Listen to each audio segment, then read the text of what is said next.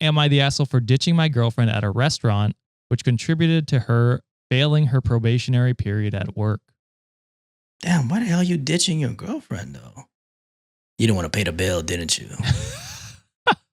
I will say That would be crazy. I don't like you ditching her, but I also feel like her breaking her probation is not directly your fault either. Okay. Right? What's probation? Is that usually drinking or what is that? No. It's a probationary period at work. So it's like, like the 3 months we can fire you for any reason type of thing. Before you kind of get vested fired? It sounds like she works at the restaurant. Is that what it kind of sounds like? Said she failed her probationary period at work. So, how do you fail that? I didn't know you could fail. That's when you get fired. That was something you could fail. Oh, dude. Like, yeah, you get fired, right? Yeah. Yeah. And I think when I worked retail, it was like 30 to 60 day probationary period. They can kind of fire you whenever. Yeah.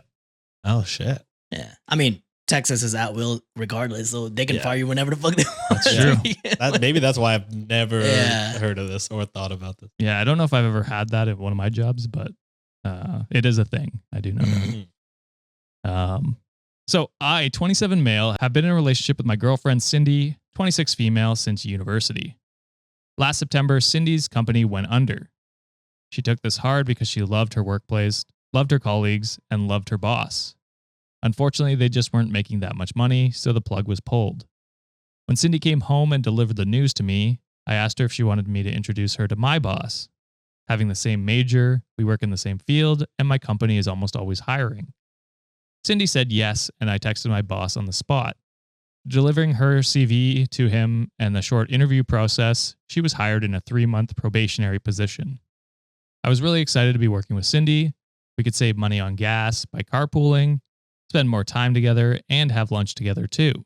Hell yeah. Unfortunately, things didn't pan out. To be frank, Cindy was a horrible employee. Ooh. She showed up to the office 15, 20 minutes late every day. I had to give up on carpooling with her because I have work meetings and I needed to get to work 15 minutes early every day. Cindy's favorite activity at work was opening a blank Google Doc and looking at her phone under her desk. The hour we get for lunch was often an hour and a half for Cindy, and she really accomplished nothing in her time there. And this continued for 3 months. Last Monday was a rare occasion where Cindy was actually ready on time to go to work together. Perhaps this was because of my gentle urging for her to get her shit together, or perhaps it was because her probationary period was ending soon, but we were able to carpool. We went out to lunch together, and Cindy ate way too slowly. I was looking at the clock and encouraging her to get a move on, but at the end of the meal, right when we had to leave to make it back on time, Cindy decided she wanted another refill of her soda.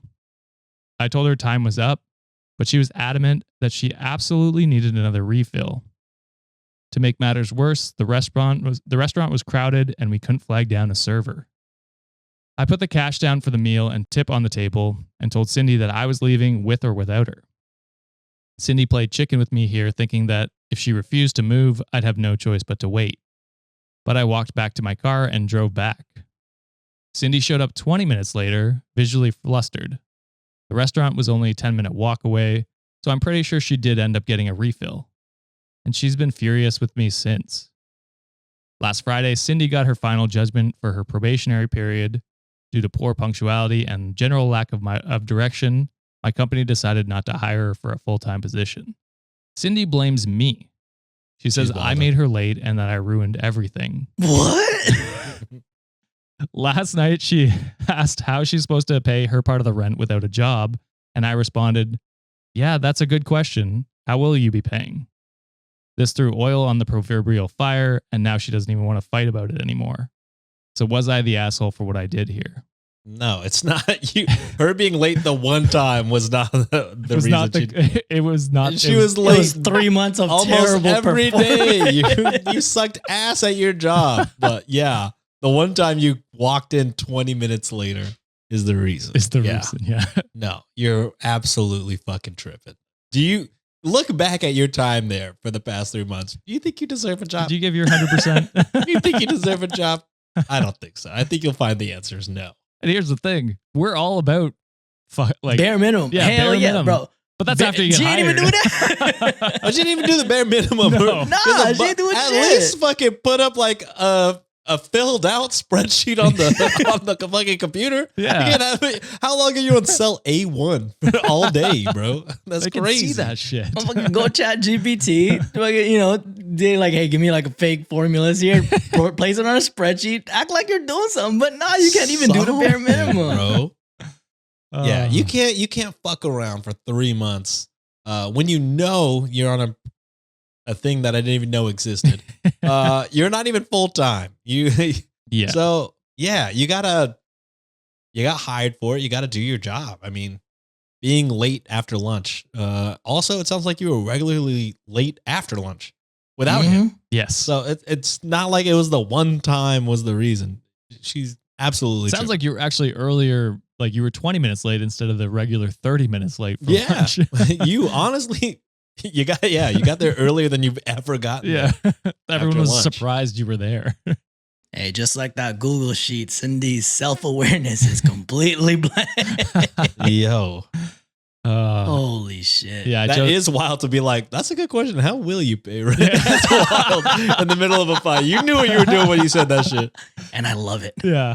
Yeah. You might be a dick for that, but it, you know, I mean, justified. no, It's Hey, justified. that's a you need to realize that you are fucking up, Yes. Cindy, and that's something that you need to hear. Yes. Man, that was 3 months of him probably being like, please, like I recommended you. You're not only are you Yes. sucking ass, you make me look bad by being the one that fucking put my name to get you in. I'm going to take this one step further and say, I'd even reevaluate this relationship because like Yeah, you got honestly. her that job, you put your job and your neck on the line for her to get that job.